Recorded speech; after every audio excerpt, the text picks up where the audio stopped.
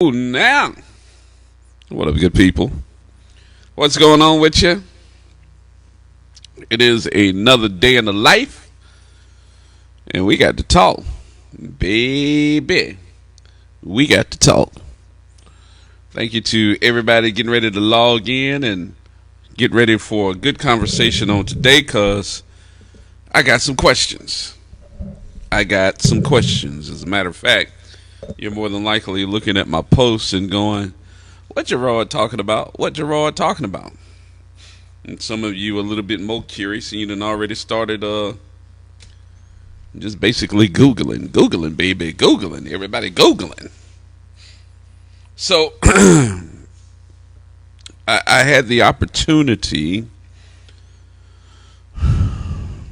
to see some things, to do some things that a lot of folks don't get the opportunity to do, and maybe even a little privileged to ask some questions. So I did.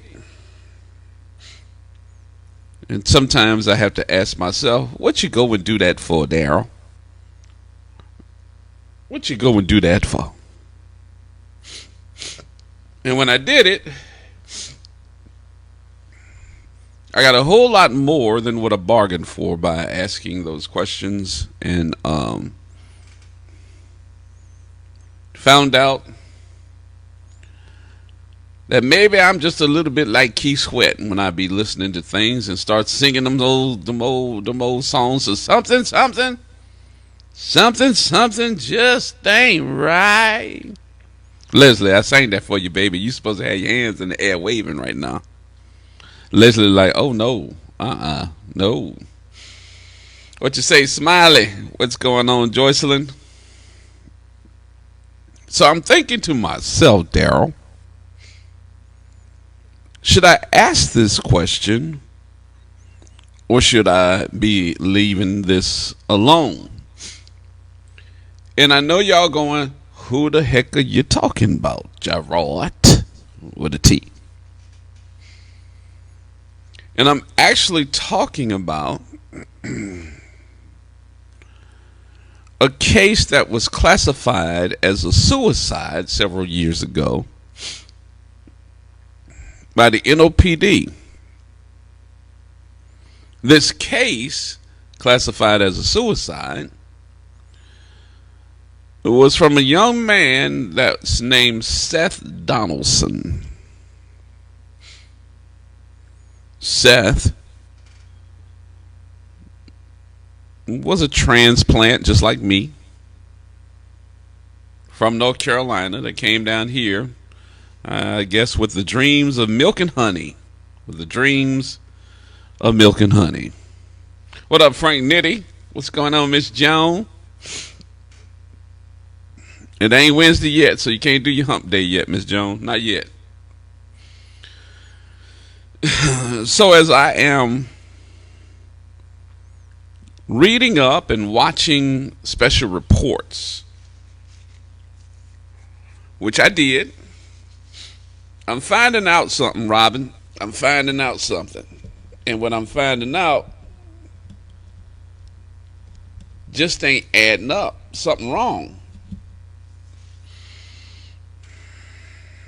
Something wrong. So I decided that this morning I was going to play an investigation piece that was actually put together by Channel 4. And I said, let me before I really take this on, I'm going to tell you what I'm doing now. I have contacted some folks.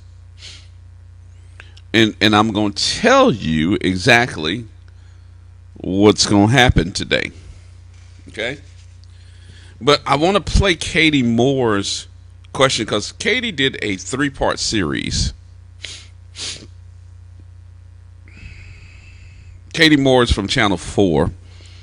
And I'm going to use her series to give you some insight on things that I see with this case that made me go, something wrong.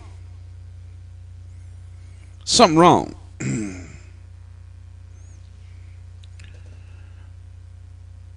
So I said, play it. Let my audience see it. Let them determine about this story, what you think. And then what we'll do is move from there to see if, if this is something that everybody will be like, yeah, gee, you need to go ahead on and do this story. Because something just ain't right.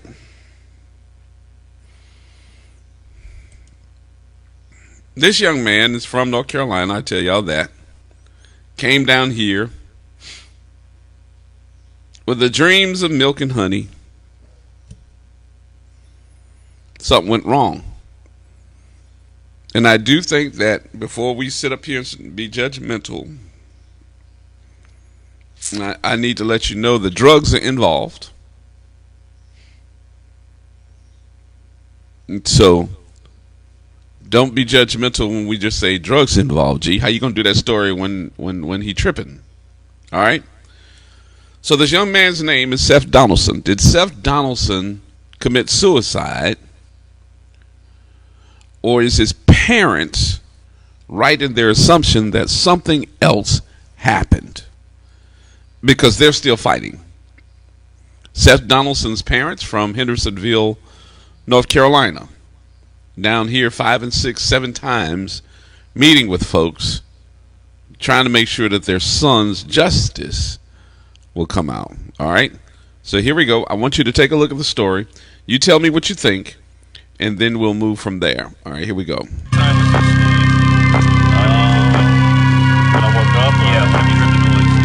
Someone's died. This is a day when we keep two things Someone's got a bloody nose. together that usually don't go together. Something happened. And that's called mourning and hope. It's Lena. That's what it is right now. I went to his steps some arguing, and that's when I heard the whole crashing down, and like sound the whole side of the building just completely collapsed. So you had 51 points that you felt 51 were mishandled by police. Is it fun? Is that his cell phone? Yeah, definitely. There's no part of me that thinks that he would want to commit suicide. Yeah, she. Why do I have to come down here and tell you to do your job? He was beating the shit out of him. Like, I've never been through this before, but, He was involved in a struggle but this certainly doesn't for the guy. sound He ended up jumping out. normal. Well, story time.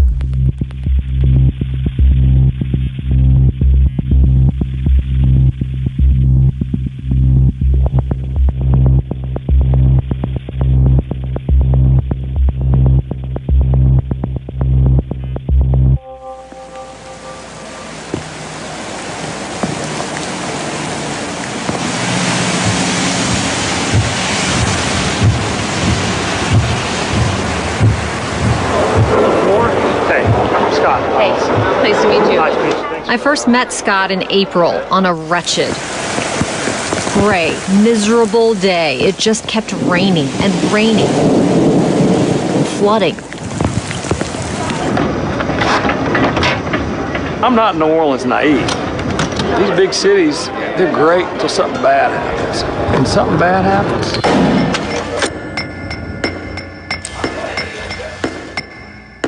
you get a vision of the underside of what just infuriates people about it.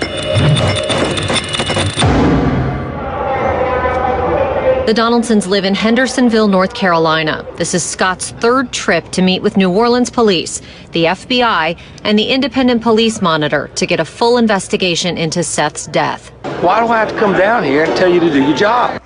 The Orleans Parish coroner ruled Seth's death a suicide, but the NOPD is taking the unusual step of taking another look at the case. Seth was with 2 friends from high school from back home in North Carolina the night that he died. We're calling them John and Kelly. Those aren't their real names because they're witnesses to a crime, not criminal suspects. Here's what happened. At 10:11 p.m., Seth took this picture with a close family friend while working at Gree Restaurant. Shortly after, he spoke with Amy on the phone about his future. He started his countdown 20 more days till I come home. 1:23 a.m. Seth gets a text from John, a high school friend from North Carolina, saying, "I'm waiting outside at the Chop Yard bar." At approximately 2 a.m., Seth sends a picture to another North Carolina friend who asked not to be identified. The last thing that he sent to me on Snapchat was a picture of him taking a tab of acid, and I knew that he had never really done that.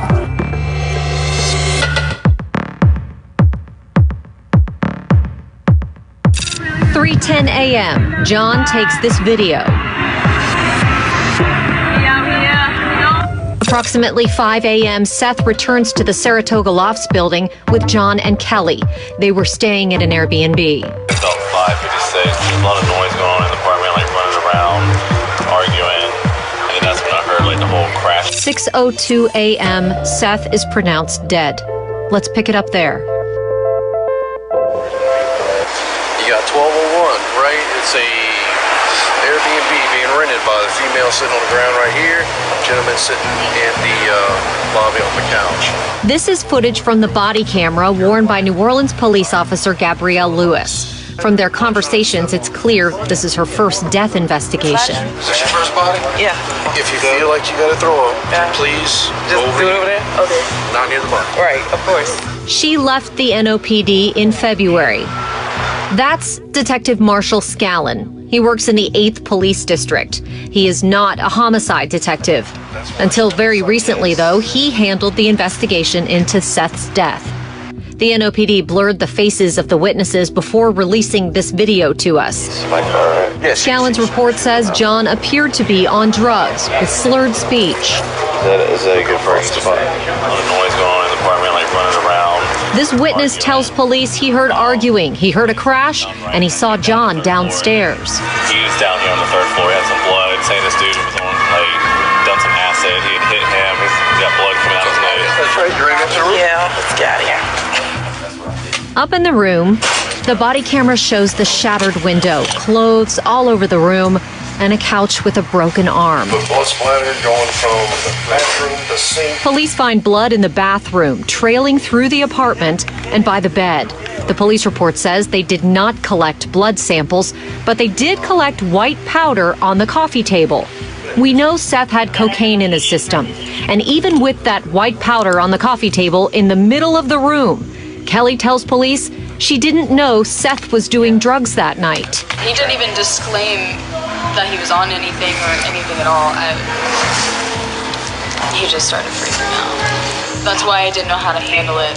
I didn't know if it was like a panic attack and just like anxiety. Police didn't question Kelly about the drugs. The Donaldsons' concern throughout all of this has been that they feel like John and Kelly aren't telling the whole story about what happened that night. John's been in trouble with the law before. He was arrested on marijuana distribution and possession charges.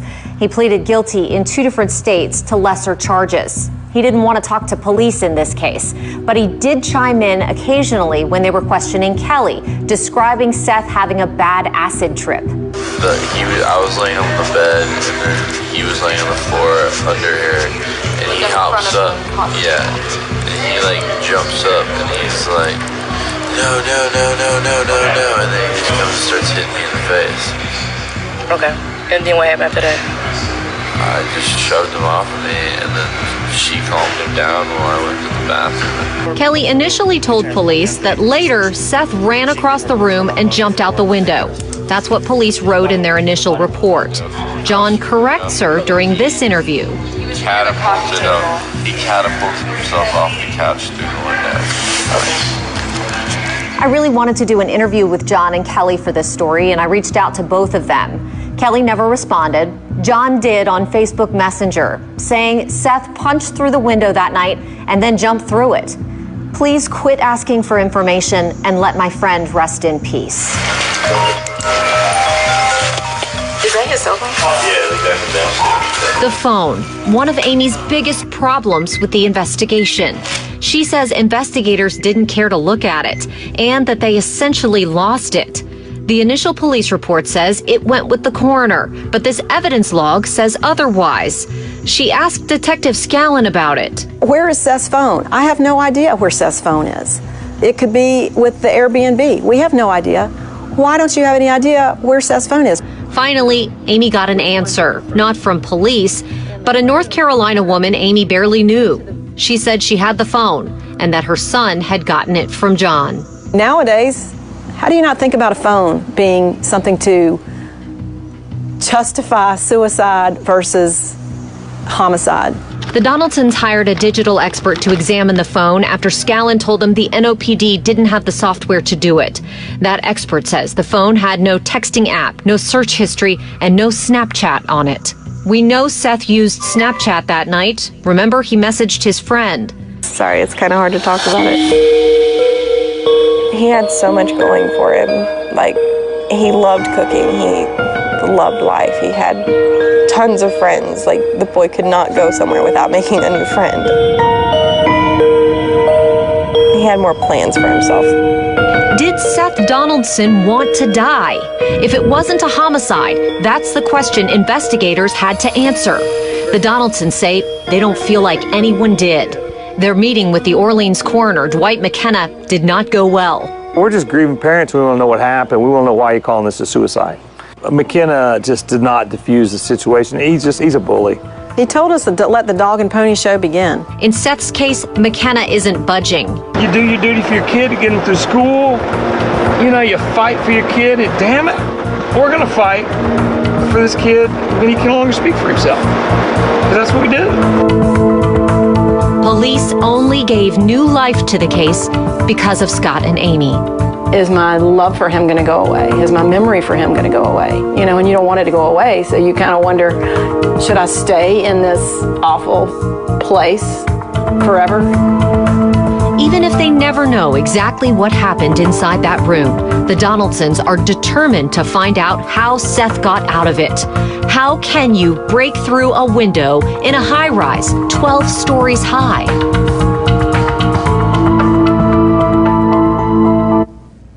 We'll have much more on that part of the story tomorrow night at 10 in the third part of my Shattered series. In the meantime, the NOPD's Public Integrity Bureau has an investigation into the handling of Seth's case after Amy filed a complaint with the Independent Police Monitor. The NOPD says a homicide detective reviewed the case and is filing another supplemental report that will then go to the Orleans Parish DA for review. Okay.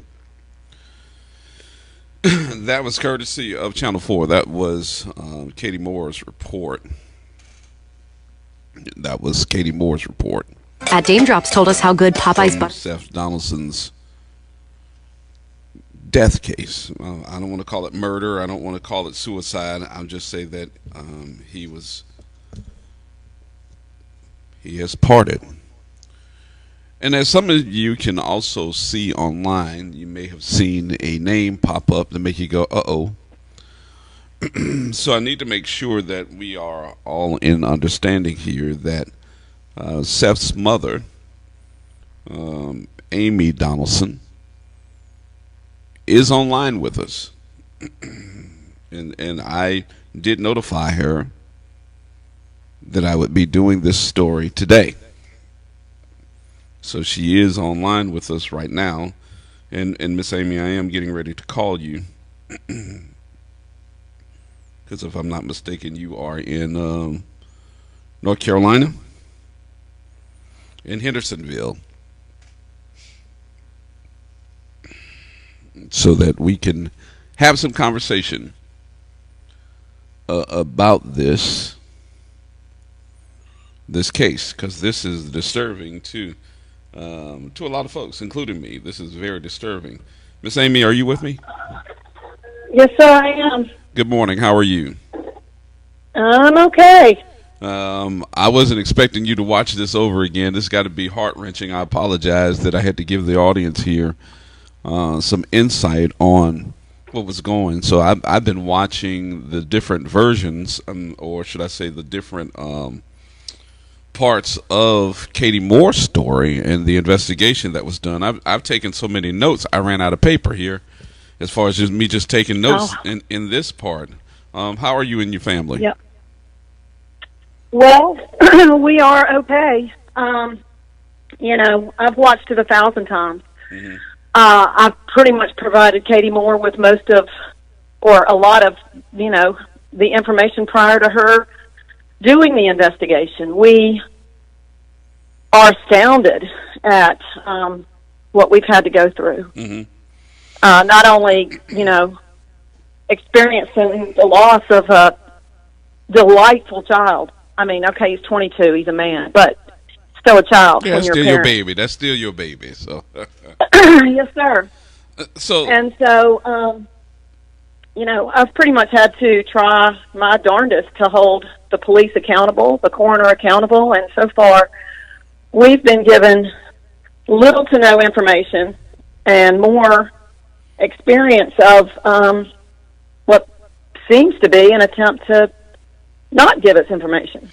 So, in your opinion, I want to make sure we get this, because we can all make assumptions, but in your opinion here, why do you think this is so? I don't want to call it a cover up, but it sounds like something's being covered up. Why so? Is it well? Let's just start with what I'm going to start with what we do know. Okay. What we do know is that there has been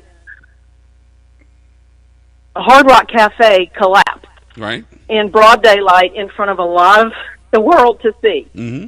But this happened a year before that, and in fact, we filed our lawsuit against the developer and we filed our lawsuit the day before the Hard Rock Cafe collapsed. And, we do want the truth. I feel like I know the truth, but at the same time, the last part of what Katie Moore, her story explains is an aspect of the city's safety and permits department, which has, I don't know the truth of whether the inspector that has been acquitted of soliciting and receiving bribes instead of doing inspections had anything to do with this building. But we all agree that there's a giant problem with safety and oversight. Mm-hmm. And, we have been trying for a year to get attention for Seth's case to protect the other how many thousands of windows are in the city that have been given historic preservation status within the building so that the developer can receive a 30% tax break, I guess is what I've heard, and, not be accountable for keeping windows at least up to the kind of standards that you expect and are by law required. Well, one of the things I found out too, that the windows in the building were supposed to be up to hurricane code of 140 miles an hour, and I think that was changed because of the fact that after Hurricane Katrina, it has done so much damage to the windows downtown and the Hyatt and all the rest of it that you couldn't even walk down the street because windows were falling out of the sashes of the building and were coming down, crashing on the sidewalk, with the potential of killing somebody. I know. I've read through every bit of the Louisiana, the International Building Code. I've read through every bit of the Louisiana Construction Code that follows the International Building Code. I know exactly where. Well, I don't know exactly, but I know that, the 8th District of the French Quarter is the eye of the storm where that should have taken place. So are we certain, and I know because I don't know, that these windows that are in this building where this Airbnb was, they're not up to code? Well, the way Katie Moore, I do not know. I know that the Safety and Permits Department has said that they are up to code. Mm-hmm.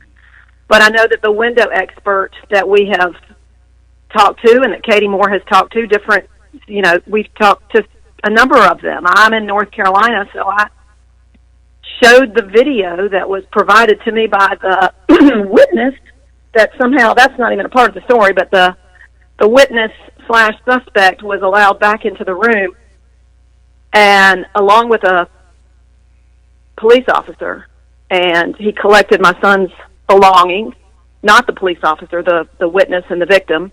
I mean, the two witnesses. And so that wasn't ever taken in as evidence. And while they were there, they were allowed to take video, 36-second video of the window over the couch with what appears to be about an 18-inch window seat in front of the window, and then, of course, out to the street and focusing in on my son's remains out on the balcony for 36 seconds, which the guy sent to me the next day. Oh, wow. Yeah, that's a nice piece of this. So from that video, we've taken that video to window experts, and they say that the glass is annealed glass, which is the cheapest glass there is. It's equivalent to what's in a picture frame or in a china cabinet, and it's not appropriate for a window. Mm-hmm. Now, the reason I question whether it is or isn't in code, I don't know, because what we have been told is that when there's historic preservation status on a building, there is no code for windows above 60 feet. And that was told to us by Zach Smith at the Safety and Permits Department. So this building is under preservation laws, some type of preservation? Because from what I understand, you had to be at least 50 years old to be under preservation laws, unless you are in a historic district. Right. Well, that's a big question. This building was built in the 50s. And in New Orleans, it's hard to imagine that a 50s building would be historic but it was renovated in 2011, so I don't know whether it's historic or not, but it seems like the city's very generous with or I guess it's the city, the Historic Preservation Committee, I don't know, but they're very generous with how historic preservation status is granted, and I have no idea. I haven't looked into that. Don't know how that process works. But the end of Katie Moore's story, after she found this out through the Safety and Permits Department, was that at present there are over 200 buildings in the French Quarter that have that status and are being used as, to house people. They are being used either as apartments, hotels, short-term rentals. That's dangerous. That's very dangerous. Multiply that by how many windows you see. Right. I mean, I can't go anywhere now without looking at a window, punching a window, imagining what could happen in a window, especially after New Orleans. When New Orleans was put back together after Katrina, I've read that, the strategy was not to rebuild as it was horizontally. But the strategy was going to be to rebuild vertically, if that makes sense, to house a lot more people in high-rises. So let me ask you a couple of questions on some of the stuff that I wrote down that made me go, what in the world? The investigation was originally done by a detective, not a homicide detective. A homicide detective was not called to the scene with the potential of saying that this is a homicide, ruled as a homicide or something, because Marshall, whatever his last name was, Stuart Stannard, or whatever his last name was. Stalin. Seemed to be doing this as in making it sound like it was already classified as a suicide before there was an investigation done. Exactly. Even when your witness said he heard arguing and then he heard a crash. Exactly. So that witness, even after, now we're at 460, 70-something days since this took place. I've taken this case to the Independent Police Monitor, the Inspector General, the Independent Police Monitor, the Integrity Board, and they are doing now dealing with my second complaint. My first complaint was 63 points long. The Independent Police Monitor commissioned, I guess, the new detective, which was brought onto the case sometime in April 11th, I believe, and assigned him with 23 action items to do. And he was supposed to respond to us every 2 weeks and give us updates. Mm-hmm. And even as of this day, that witness has never been formally interviewed. Oh, I mean, wow. he was on the body camera. Yep. So do they know who he is? Yes, and I do too. I mean, I found him on Facebook months and months ago. I know what his, there's more to his statement about what he witnessed. It sounds like you've done more investigation than the police department. You would not believe. Yeah. Let me ask you this. The blood. I heard in the report here, it says there was blood coming out of when the one they called John, saying that it was coming out of his nose. He had a bloody nose. But it was also stated that there was blood in the Airbnb. And no blood samples were taken? No, sir. Nothing? No, they, what you said before, that it was ruled, there were 3 homicide detectives on the scene within the first 15 minutes. None of them did the investigation. No, they came and left. They had to go, I was told the first day that they came and left because they had to go to a bigger crime, which was Young Greatness's murder that night. Right, the rapper. The rapper. Mm-hmm. So, and that's been the big question all along. The Detective Scallon, who is a follow-up investigator, he's not a homicide investigator. We can't get he basically now is saying that the coroner's office ruled it a suicide within the first 15 minutes. But I thought the coroner's office couldn't rule on what was a. I guess it depends on the coroner. How does the coroner rule on a suicide and not on scene? Because he's not the detective. He rules on what he sees as far as forensic evidence, right? Well, he should. Okay. So the coroner has, there's a person within the coroner's office who's called a death investigator. Okay, yes. So he's the only, Dr. McKenna was not there. Mm-hmm. But the death investigator of the coroner's office was there. He's no longer in the coroner's office in New Orleans. He's moved to another state very soon after this took place. For reasons that only he can say, but I've heard from him. What's the cover-up, though? Is it just the windows? Is it the building? What is it? What's the cover-up, though? This is your opinion. I'm not making sure that everybody understand that this is an opinion here. So what is it? It's multifaceted. I really don't know what was the first domino to fall, and whether the cover-up now is just that we made a mistake, we were too busy, and now we have to cover up. I don't know if the coroner.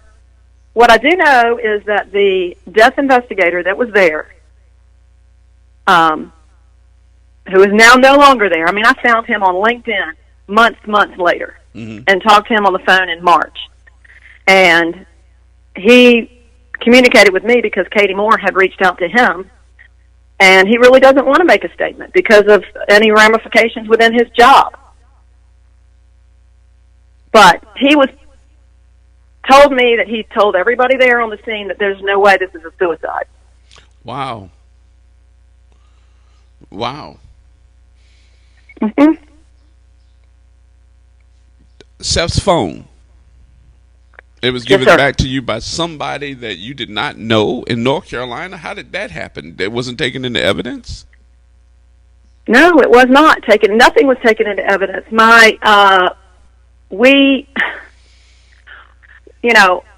suppose the mistake that we made at the time is that we waited till after Seth's funeral to go down there. I mean, we couldn't breathe. I mean, we already had. No, that's understandable. The loss of a child is I devastating. mean, yeah. So, you know, and we didn't want to see what we didn't want to see. We wanted to remember Seth the way we wanted to remember Seth. But instead, I have to do this myself and learn, you know, it's a little bit better to know what I know now than to go through the process of imagining and guessing and trying to figure it out. So let me go back because you told me one thing and then we went to the next here. But let me ask you this question. And I know Susan Hudson and I know all of her folks in the police investigator's office. Did Susan, was she satisfied what was done? Did anybody say anything else to her about, look, we're not getting what we need, no cooperation? What did Susan say? Well, I met with Susan last Wednesday. That's right. It was last Tuesday. I was down in New Orleans last week for a week, and I met with her on Tuesday. I spent the majority of my communication. I spoke with Susan early on, and she has other people on her staff that I know have kept her informed. But I personally hadn't, had a chance to meet with her until last Thursday. And I think she's pretty, she's asking the police to hold themselves accountable. That's her job. She's assigned them with jobs to do, and they haven't done it. So I think she's not, I can only interpret what I believe her opinion is. She has not said, I can't believe this is going on like this. She hasn't said that. So I really don't know what she thinks. But I would, she's doing her job, trying to hold them accountable. And every time I have a new complaint, they add to it. Right. I've probably, I read through the consent decree. I know the details of how a crime scene should be handled. And when I filed my first complaint through the Independent Police Monitor, I believe it was 63 points long. And when the Integrity Bureau closed the case, we got a letter on September the 4th, or dated September the 4th, I believe, maybe the 6th. It's baffling. They closed a complaint that's 63 points long, and their statement was that their investigation concluded that these two individuals were there and that the coroner ruled it a suicide. That's it? Yep. One of the things that shook me in this piece that we saw with the body cams is the fact that they're saying that it was cocaine on the desk, and neither one of them said anything about the cocaine or knew that there was cocaine on the coffee table. Nobody knew? You're there? I don't know. I'm going to try to be humorous at the moment and say, yeah, I think they all thought it was beignet powder. Yeah, I guess you got to have a sense of humor to keep from crying sometime. But this, Yep. I would think that they would have somebody sampling something, saying, "Hey, look, take this into evidence, make that a piece of the evidence. The blood spatter or whatever that was, at least have a toxicology report on whose blood that was." I also saw downstairs that the witness said, "Hey, look, I heard arguing and then I heard a crash." And now you got your other guy that's sitting down here with a bloody nose. And then as I go into the apartment, I'm looking around and said that the sofa had one of the arms broken off of it. And as I see the body cam footage, it looked like there had been a struggle. Yes, sir. Although in the middle of the room, there's a glass coffee table with, vases and flowers, pretty much undisturbed. So something happened. It wasn't a huge struggle. No, it wasn't a huge struggle. It looked like there was a struggle, though. Something happened. Yeah. And with that being said, how do you shut this down as a suicide? If I'm going to jump out a window, I'm just going to jump out a window. And how does somebody get a running start to jump out a window? Who's going to imagine? Who in the world would imagine that a window would break? I mean, okay, I'm suicidal. I want to end my life. I'm going to take a running leap and I'm going to dive through a window. Who would ever, no matter what state they're in, ever imagine that that's possible. So let me ask you this too. His phone. His friend said that they were Snapchatting, and then all of a sudden you get a phone and no Snapchat, nothing on the phone. So you think the phone had been tampered with? Definitely. I mean, our forensic detective said it was. And it's not like it just went down to factory settings because, something happened. It was, those items were deleted. Oh, and they're not And here's recoverable. this. They are recoverable. Okay. The New Orleans Police Department has had the phone since April. The detective that did get us to the place we're at presently with the phone in sort of like a half-restored state has sent them a letter and made phone calls and said, you need to get the FBI involved, or you need to certainly to yourself. It's called, I don't even know what it's called. It's basically taking the phone apart. All of the information is still on the phone, but it's in the hard drive of the phone. And I could do it privately. It would cost about $1,500. But I want the police to do it because they don't accept one single thing that I discover as fact, and they won't even follow up on it. So yesterday, and I know you don't know this is your first time hearing me talk to you about this, so let me give you some details.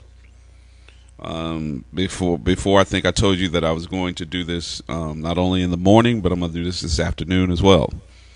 Yesterday, okay.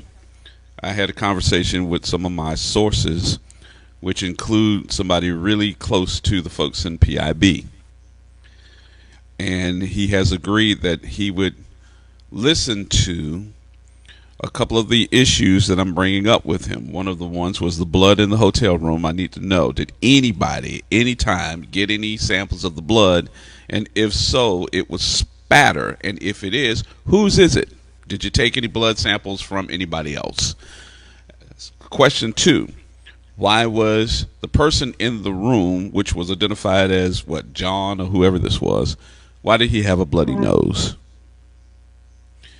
And then the story between him and the young lady that was in the room, they don't match. Miss Amy, one is saying that he just ran across the room and jumped out the window, and the other one saying that there was something else going on. So if you... Well, let me tell you how many stories they've told me since. Okay. They've told me about they have about 4 or 5 different stories of how it happened and 4 or 5 different stories of why it happened. So they were let go and no interrogation at all? Well, what I understand from what Katie Moore has told me, because she's seen the full body cam video, I have not, that they they gave the chance to speak to him alone, and he either pled the 5th. I've heard 2 stories. He pled the 5th, or he was so high he couldn't speak. I don't know which one's true. And or put a story together. He was too high, and then eventually, the police report says they were brought to the 8th District office or whatever at 9 a.m. Fahad was interviewed first, and then they were released at 9:24. After after the girl was questioned or made a statement along with the guy sitting beside her when he interrupted. You saw that on the video.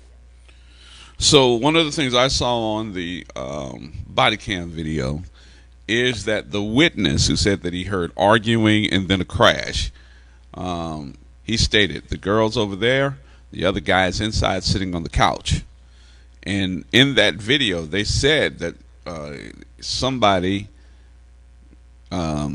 I don't want to call his name either, that he had to be high because he was, in his statement, slurring very badly. Yes, sir.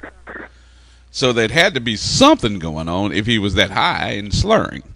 So the first thing I would think is that they would at least give them the hold. They would hold them for either 24 or 48 hours. I think they have up to 72 hours to hold them to get the story right. Because something don't sound right in this case. That you get all this going on, and then And then you're talking about he just jumped out a window? Yep, it's very much not right. The detective told us when we asked these very same questions, day one, and it took us, let me tell you what, when we got the phone call from Marshall Scallon, it was at 11 a.m. And this is the detective. This is the detective, right? Yes, sir. Okay.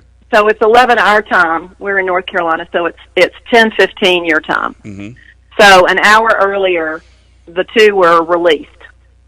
And they were allowed to go back into the room and take video, like I said before, with an officer.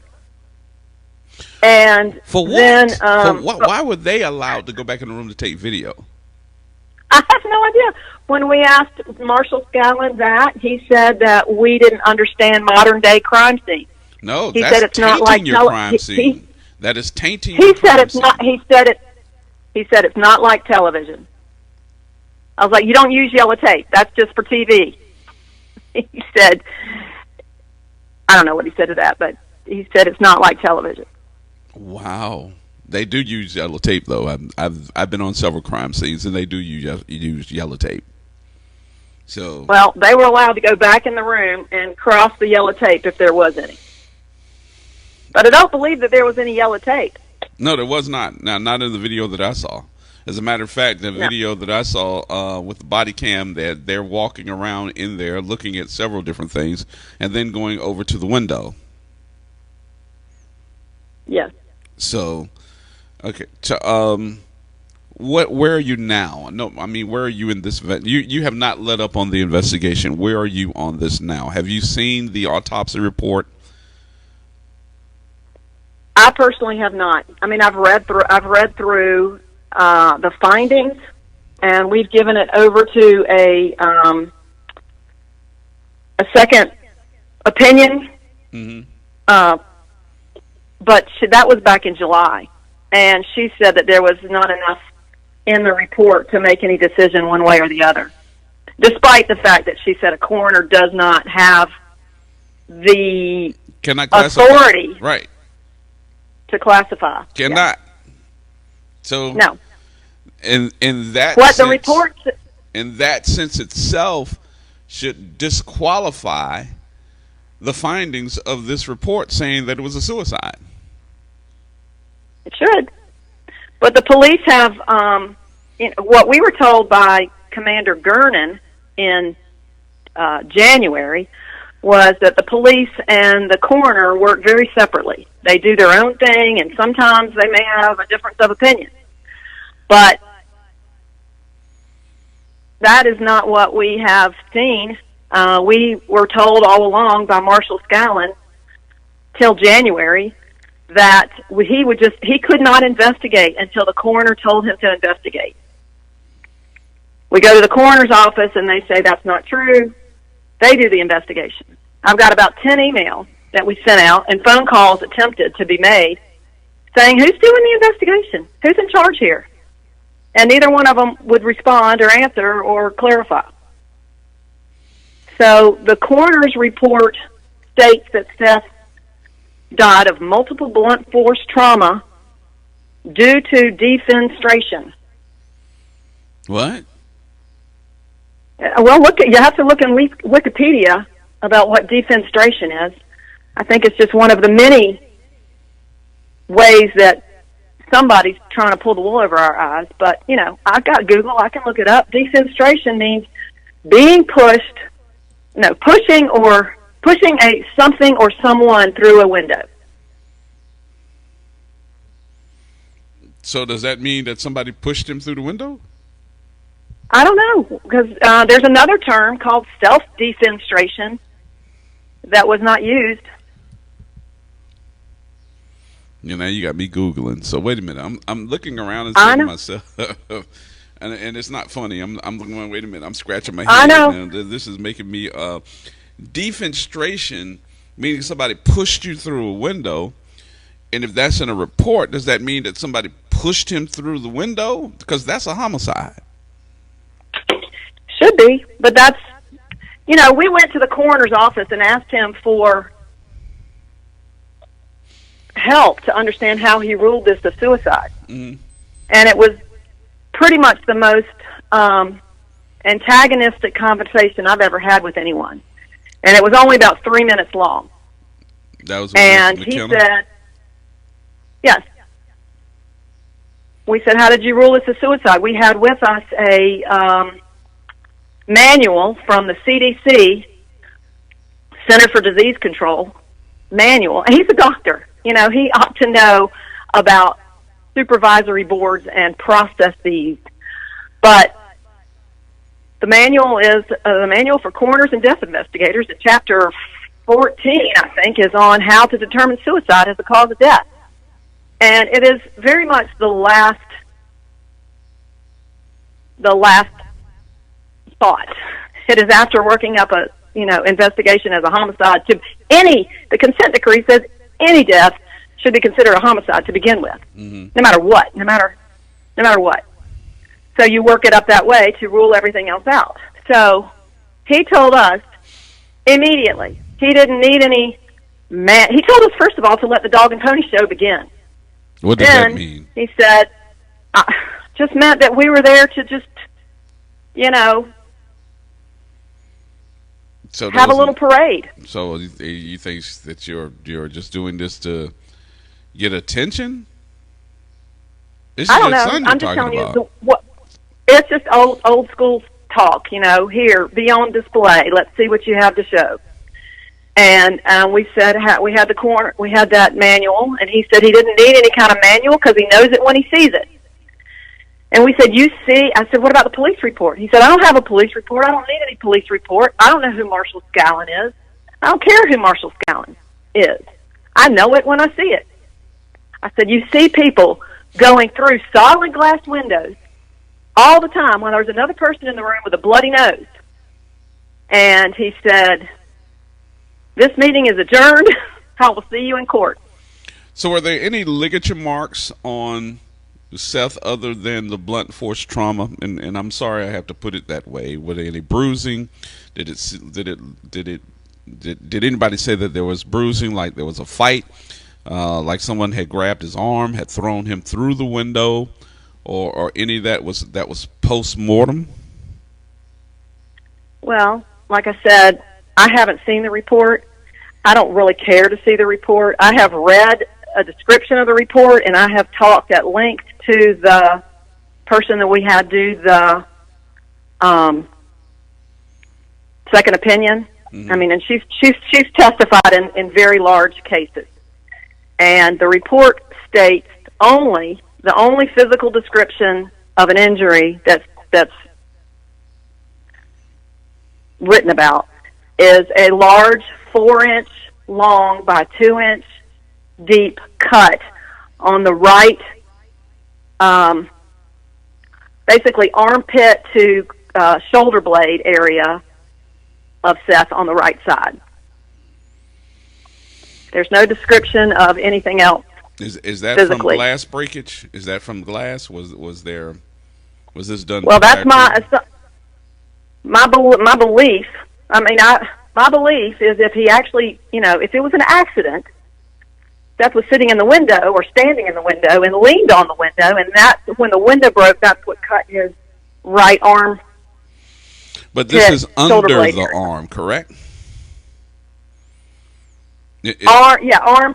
Armpit, shoulder blade area, more on the back, sort of, under the arm, yeah. So for that to be the cut, I guess my question is, did he have his hands up? So if he got his hands up, then the glass cuts him from underneath his armpit to his back area. So was his hands up trying to defend himself or not go through that glass and hit his head? I mean, you're asking me, who's putting together this the rest of the evidence tells me, or the rest of the story and the testimony and the actions tell me that Seth was standing either on the arm of the couch with maybe, or in the window. He couldn't be standing in the windowsill because it's only 4 feet tall. Mm-hmm. Seth's not a big guy. He can't really be crouched in a windowsill. But I believe that, and he's left-handed for one thing. So the police report states that the witness says that Seth punched him with a closed right fist, which is, supposed to say that he intended to punch him out, but Seth's left-handed. So the injury on the arm of the right hand, to me, shows that the glass at least broke in his armpit. It's kind of hard to go out face forward and the glass break, on your backside. So in this area, there's no one that saw anything, no cameras, nothing, no checking around to see if there were any, because you're talking about an area that's under surveillance all the time now. Yeah. There are cameras on all the buildings. There are cameras for watching the street. I mean, there got to be something. Somebody should have had some type of surveillance. You would think. Somewhere. No one checked to see if. Well, I've been. Let me tell you what. I mean, I know very little. I've got hundreds of emails and hundreds of attempted phone conversations and 8 different trips down there. 7 trips, I guess. Mm-hmm. And I'm not getting response from anybody. I mean, every single time we're face to face with someone, I have to go through the whole thing over again, have a 2-hour meeting, and then them promise to get in, to look into it, and then never to hear from anybody again. So I don't have answers to anything. I've heard, the first time we went down after Seth died was November the 14th. On that day, we met with Marshall Scallon, and we met with Brian Laparolari in the coroner's office. Mm-hmm. And that hadn't yet, to us, been ruled a suicide yet. We thought we were still having an actual investigation. Mm-hmm. And at that time, Marshall Scallon did refer to a video from across the street from the pavilion at the Tulane apartments, medical apartment. Okay. And it showed that Seth exited the window at 5:47, which is about 6 minutes before the 911 call was made that stated that there was an attempted suicide. So it shows Seth going through this window. Well, I haven't seen it. I have still not seen it. It's not been released. It's Is it part of our evidence? lawyer has tried to. It has been, but our lawyer can't get it. But your case been closed. Yes, sir. It's apparently it's not one of the city videos. It's a private video from, and they're not. At least our lawyer told us that they weren't releasing it to him, and that the police told us it was too graphic for us to see. So the truth. Your attorney could subpoena it because you have a case. Yes. You have well, sued. we don't have a criminal case, and I assume he is going to be doing that. No. This is just what I learned case, but last. you have sued the city, and you're using this as part of your case. Now, I don't know what the we haven't yet sued the city. Okay. All right. Your 51 points that you said this case was mishandled. Do you have a copy of that? Yes, sir. Can I get a copy of it? I'd love to go through it. I mean, I just wrote it down. Yeah. At least 1, 2, 3, 4, 5. I wrote down 10 just from what I saw off of this video from Katie Moore. Yeah, you have access to it. Okay, and tell me about. And I really don't want to bring this part up, so forgive me. Tell me about this drug usage. Is this true that he was using drugs? No, Seth was not at all. Was there toxicology? Because his friend said that he took some acid. It showed him taking acid. Well, that was in the toxicology report. It was okay, and yeah, I mean, Seth had worked. He was working 80 hours a week at Commander's Palace and Gregory's Restaurant. Mm-hmm. He was very. I'm his mother, so of course I want to believe the best, but I wasn't there. And that's why I'm trying to be very careful in how I ask you that. Right. I can rely on his boss's statements and his coworkers' statements and his habits. And I also know what his relationship with the witness had been, which it had been a negative relationship about 4 years ago. And from 4 years on, you're talking about the two people that were in the room with him, right? Right. Okay. I mean, he was only with them for 4 hours. So let me ask you this. Are they from North Carolina? What were they doing here? Well, I don't know. They drove down there in a Tesla. To come see Seth? Well, I don't. They say that they went to Voodoo Festival and that she posted a video from Instagram on Instagram, and that Seth said, "Hey, I'd like to see you while you're here." And I believe it wasn't planned because I've gotten into Seth's Google through his Gmail. Here's the thing about the phone. Even before I had the phone, I was able to track his phone, internet, social media activities, within a week. Once I reset, when I didn't have the phone, I assumed I'd never get the phone back. I reset his Gmail password, which he had whatever settings set so that he could keep record, I guess, of his internet search and his, so I know the timeline of what he was doing. He left work at 12:30 that night. He got on a blue bike. I mean, that even shows up in his Google because he, it was rented through a Google app. Right. And he rode his blue bike home. He picked up his neighbor's dog. He walked the neighbor's dog. He searched for Halloween costumes for his girlfriend. He'd already bought one for himself, and he was looking for one for her. And was listening to Audible, books of the 21st century, while he was riding the bike. And then he walked. Again, we can see that he did some map questing, and you don't get to see exactly what texts are done, but you can see that he accessed the texting app or accessed the messaging app or accessed Bumble. You can't see exactly what was done. So somewhere in there, the girl says that he responded to her Instagram video and said, "Let's get together." And so they met at the Chop Yard Bar at 1:30, which closes at 1:35, they told me.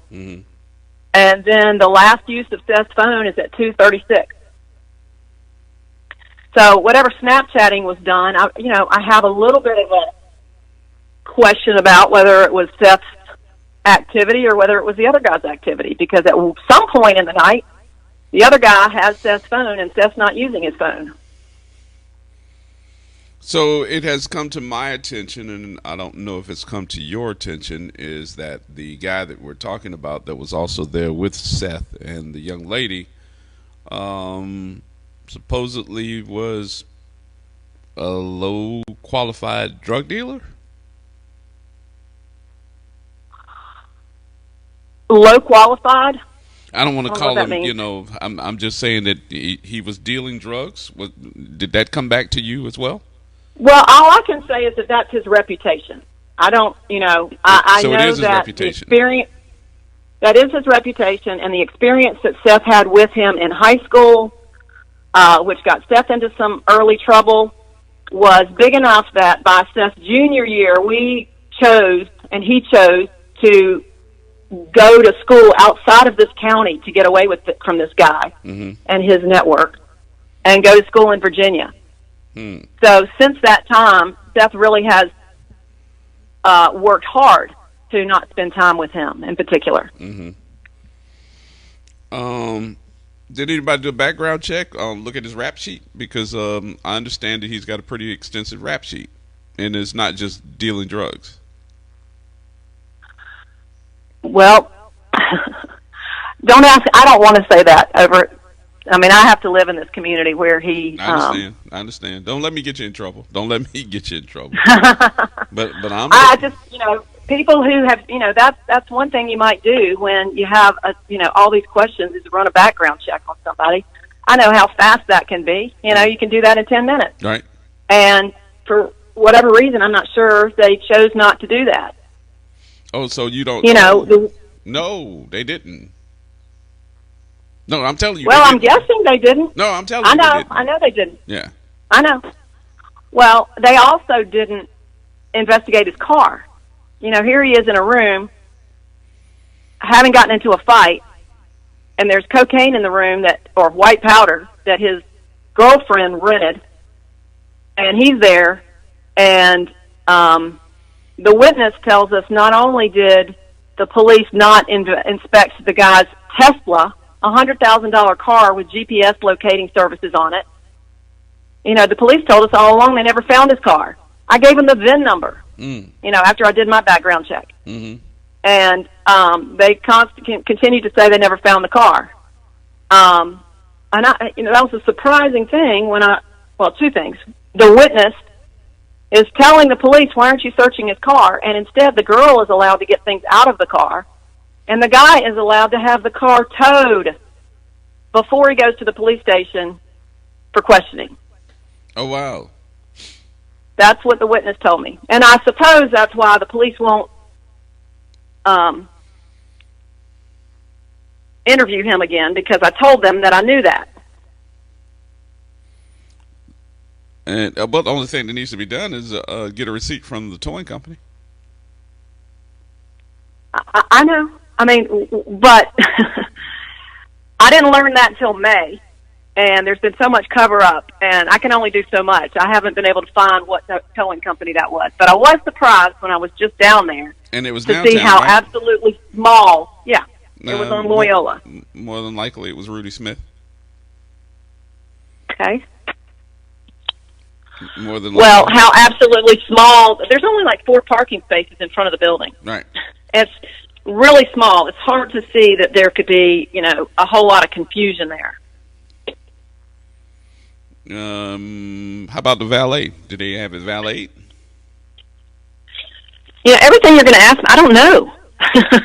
Nobody has attempted to act like they really want to learn more. So, well, let me ask you this then. Did anybody go to the front desk and say, hey, we need as much information about where this room was registered to? We need to know how many cars or what cars were parked and valeted under this room number.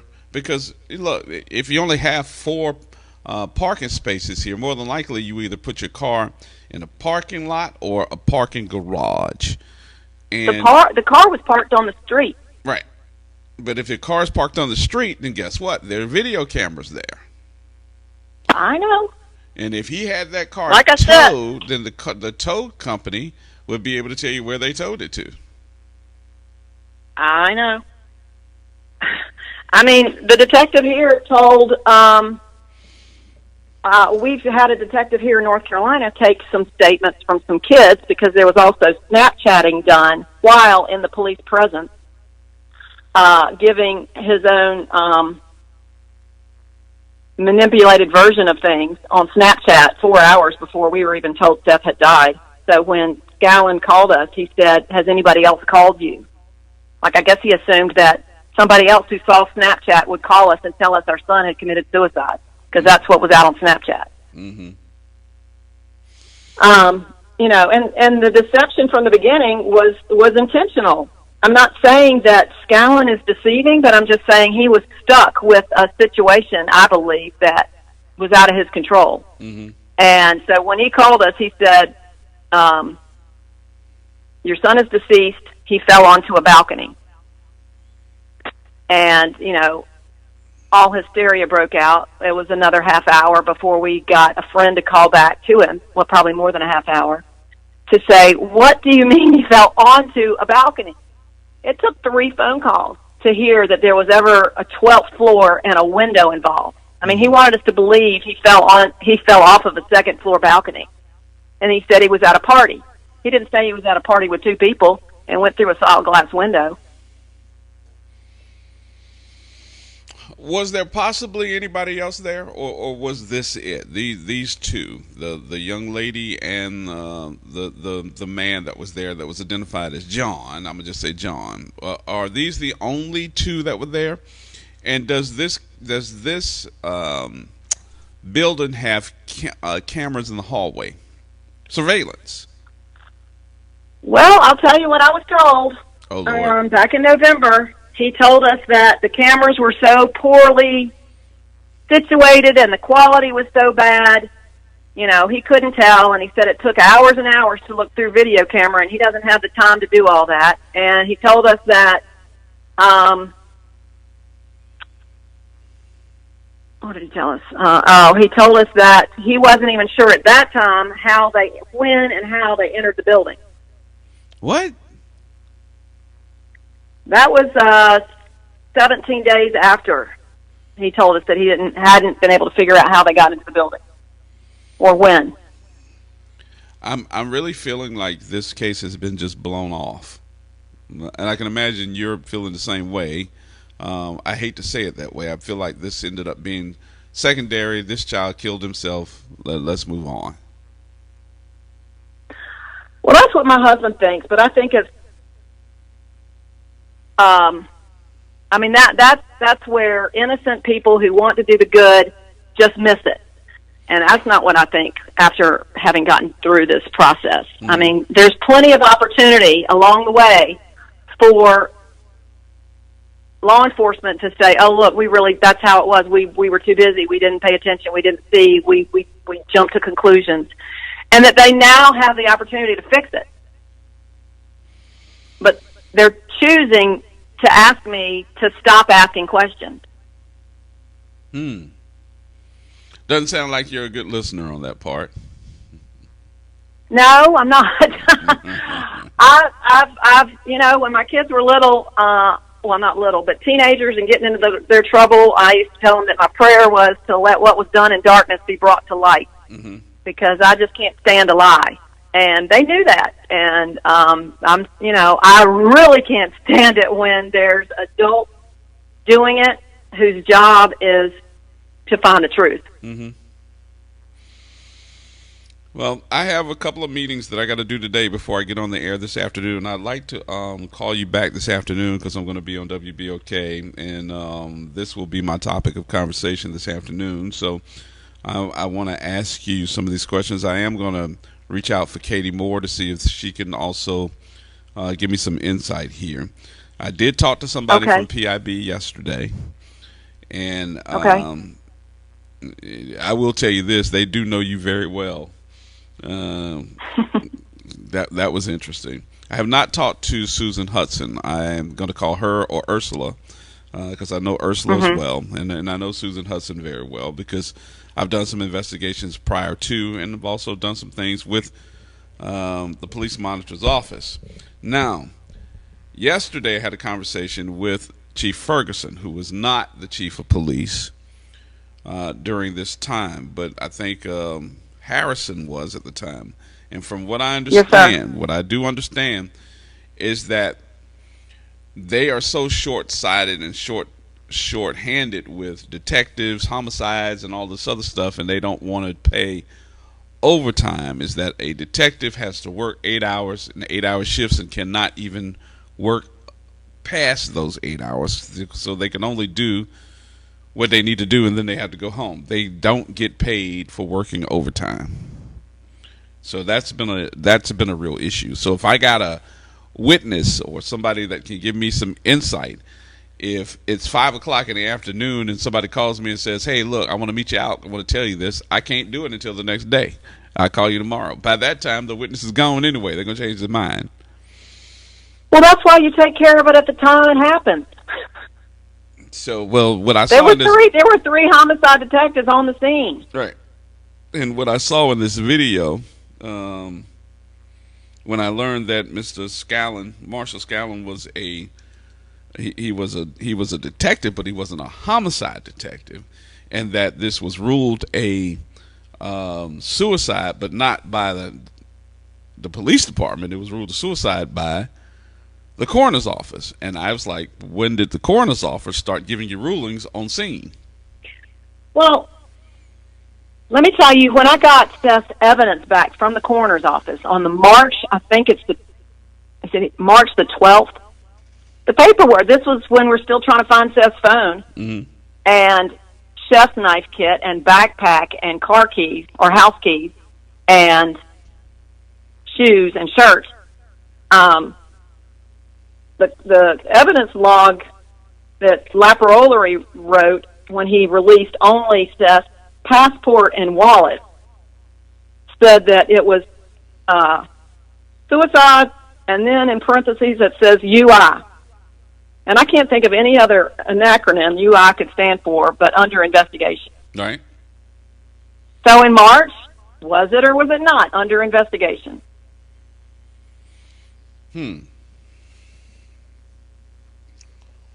Well, I'm going to ask some questions by the time I get to work. I will call you this afternoon. It'll probably be my time, 2 o'clock.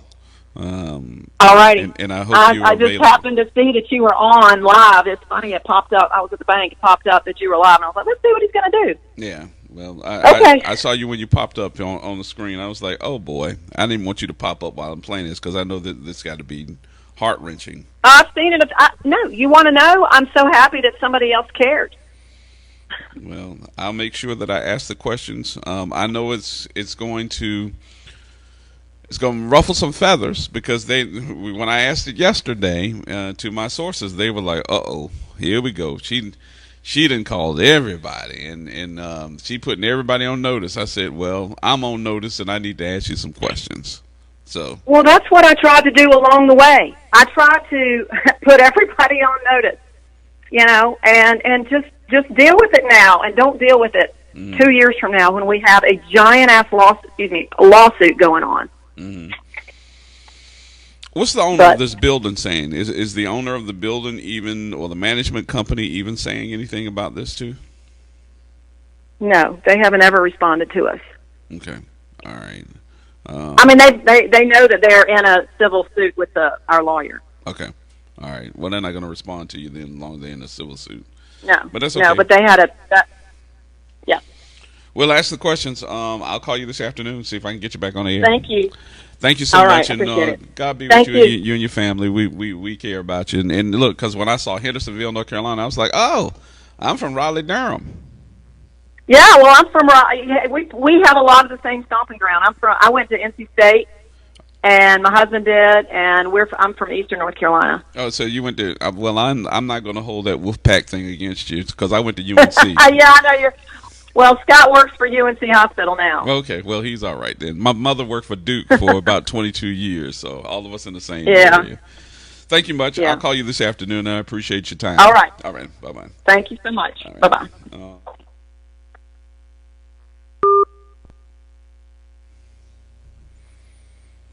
Heart-wrenching.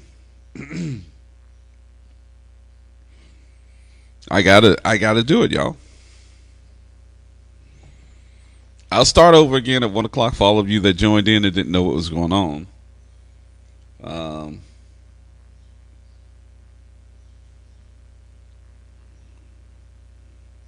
Something ain't right. And this definition of defenestration says the action of throwing someone out of a window.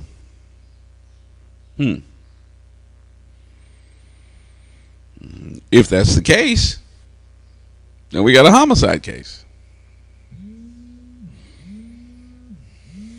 We'll find out. We will find out. Folks, that's going to wrap it up for me. I appreciate you. I got to go. I got to call it a day here and get ready for this afternoon. Y'all join me at 1 o'clock this afternoon. Please join me at 1 o'clock this afternoon because we'll get it done. All right? Whatever you do, safely, carefully is the way we want you to do it. We'll see you at 1 o'clock this afternoon, WBOK 1230 a.m. For our folks that are wanting to listen online, if you got your phone and you just kind of hear the audio, you can go to WBOK1230.com. Okay? www.WBOK1230.com. And we will go there. Okay. If not, make sure you join me on Facebook right here, or go to the WBOK Facebook page, and you can get us there. Everybody, have a good rest of the day. We'll see you later.